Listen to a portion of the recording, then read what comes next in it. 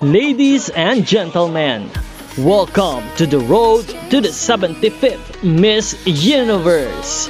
This year, the competition takes center stage in beautiful Puerto Rico. Who will become the next Miss Universe? Stay with us for the latest news, exclusive updates, and everything you need to know. This is your Miss Universe Update. Magandang araw Pilipinas and good day pageant lovers! Welcome back sa ating channel. Patuloy ang puspusang paghahanda ng ating pambato para sa Miss Universe 2026. Si Bea Milian Windorski na kasalukuyang nagsasagawa ng masinsinang pasarela training bilang bahagi ng kanyang paghahanda para sa pinakamalaking pageant sa buong mundo. Sa mga lumalabas na training clips at updates, kitang-kita ang dedikasyon ni Bea sa paghasa ng kanyang runway walk. Hindi siya nakokontento sa kung ano ang kaya niyang gawin ngayon. Sa halip, patuloy niyang pinagbubuti ang bawat galaw, bawat ikot at bawat hakbang upang mas maging handa sa matinding kompetisyon sa international stage. Alam naman natin na isa sa pinakamalaking puhunan ni Bea ay ang kanyang napakagandang pasarela. Sa bawat paglabas niya sa entablado, naipakita niya ang kanyang elegance, confidence at commanding presence.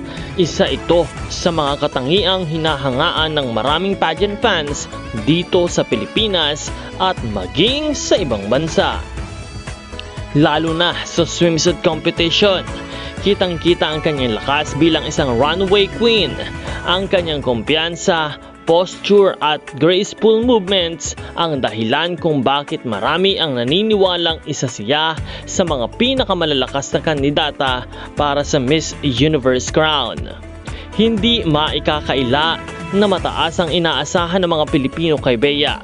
Kaya naman bawat araw ang kanyang training ay mahalaga upang mas mapino pa ang kanyang performance at maipakita ang pinakamahusay na bersyon ng kanyang sarili sa oras ng kompetisyon. Habang papalapit ang Miss Universe 2026 ay patuloy nating suportahan ang ating pambato. Ang tagumpay sa international pageant ay bunga ng sipag, disiplina, paghahanda at pagmamahal sa bansang kinakatawan. Ano sa tingin nyo? Makakatulong ba ang matinding pasarela training ni Bea upang masungkit ang susunod na Miss Universe crown para sa Pilipinas? Ibahagi ang inyong opinyon sa comment section. At kung nagustuhan nyo ang video na ito ay huwag kalimutang i-like, i-share at mag-subscribe sa ating channel. Patuloy po tayong magbibigay ng suporta sa ating pambato. Kaya patuloy na sumuporta sa channel na ito. Maraming salamat sa panonood. This is Nel2204 at magkita po tayong muli sa susunod.